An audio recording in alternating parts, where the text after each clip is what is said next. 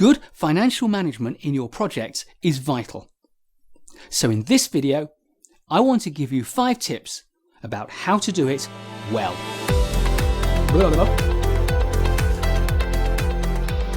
Good financial management starts with your business case. So my first tip is to engage your stakeholders in your business case. Now, of course, that does mean engaging them in creating the business case. And indeed, my preference is to get departmental heads actively engaged in drafting components of the business case, or at least get them to set up teams or delegate people from their teams to engage with you and contribute to your business case. But my top tip here is to really get their commitment to the finished business case. And the way that we do this is we get all the department heads or the directors or the senior vice presidents or the people who lead the teams or the functions that are affected by the business case into a room together once the business case is complete. In advance of this meeting, make sure that they've all had copies of the business case and been able to issue their comments to you and have them reflected in the final draft. Take that final draft to the meeting. Take them through any information that you need to, brief them on it, get their questions, ask questions of them. And when you're satisfied that everything has been covered, look each of your prime stakeholders in the eye and say, do you commit to this business case? You've participated in creating it, you've asked your questions, you've had them answered. Are you now committed to this business case? By this stage, they have no real way to say no. So when they say yes, here's what you do. You take a beautifully printed final copy of the business case and you pass it to the first person around the room and say, please sign the cover of this to indicate your acceptance of this business case. And then you pass it to the next person and the next and the next. What you've got at the end is a definitive document with the cover bearing all of the signatures of all of the department heads or vice presidents or senior directors. That way you can enter this not only as a formal governance document of the project, but a formal organizational governance document. This will keep those department heads, vice presidents or directors absolutely on board. They can't back out at any point now. They have committed. Tip number 2. Projects succeed or fail on the quality of the estimates that you make for schedules and for budget. If you get the estimates wrong, then the project cannot succeed at meeting those deadlines and those budget constraints. And therefore, estimating is a very important skill. We don't have time in this video to go deep into estimating, so my top tip here is to never estimate once, always estimate at least twice. A tip I learned from my father many years ago is measure twice, cut once, and the same principle applies here. A single estimate of a single figure could be right, it could equally well be wrong. Find some mechanism within your project to do estimates twice.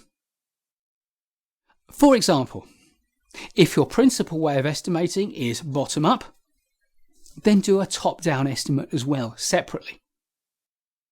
If you get the same sort of answer, then you have increased confidence. If you get a very different answer, you can explore the reasons and understand the problem more precisely. Or maybe you've used expert judgment as the basis for estimating. Do it again using parametric methods, using data from previous projects.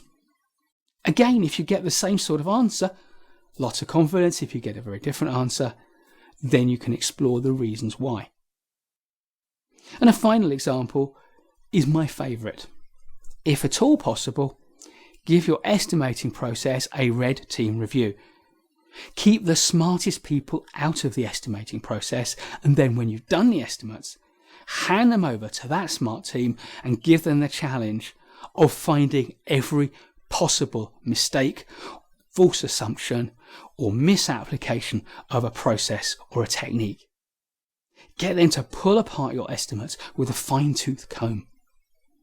A good red team review will uncover lots of reasons to review your estimates and to refine them and make them better. Tip number 3 is to use a stage gate process to manage the release of budget on your project. Why is this so valuable? It's because it means that your budget can never run ahead of your project process. You're always going to ensure that you release budget when the work has been done. And you're only going to release budget when you are confident that the next tranche of work is worthwhile. This is more about governance than it is about budget control, but the two come together here very nicely. And after all, if we're not looking after the budget, that takes away one of the key imperatives of good governance. Again, we don't have time in this video to go through the stage gate process. We've done that in other videos. Do take a look at them. Tip number 4 is to recognize that the purpose of your procurement process is twofold. Purpose number 1 is to minimize cost. And purpose number 2 is to minimize risk. And therein lies the problem, because these two are contradictory purposes.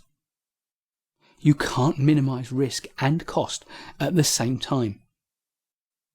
Therefore, we need to recognize that the challenge of creating a good procurement strategy is to achieve the right balance between risk minimization and cost minimization. Alan Shepard was the 5th man to walk on the moon. He was the commander of Apollo 14. Shepard once mused that when you're sitting on top of a rocket about to lift off or orbiting Earth, it sometimes occurs to you that all of this stuff was built by the lowest bidder on a government contract. Is that really the legacy you want for your project?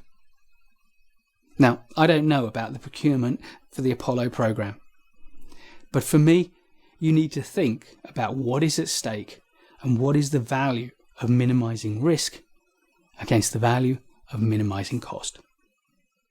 Tip number 5 is that earned value management is a lot more straightforward than most people assume. People are put off by anything that involves maths and formulas, but they really aren't that difficult.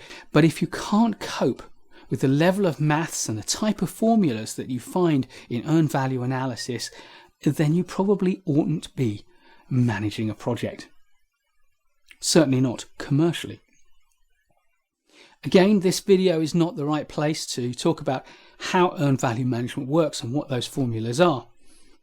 But what I will say is that the real challenge isn't the maths, it's not the formulas, it's not the principles, it's actually finding the right things to measure to actually assess the earned value. They need to give you an accurate enough representation, but be easy enough to measure accurately so that it doesn't get in the way of the project and allows you to conduct your earned value management efficiently and get results that you can have a high confidence in. So the skill of earned value management is to apply your judgment to find the right things to measure.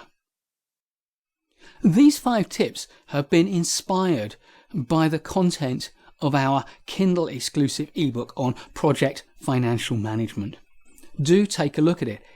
It has 5 chapters, and those chapters look at the project business case, project estimation, project cost management, project procurement, and earned value and the basics of earned value management.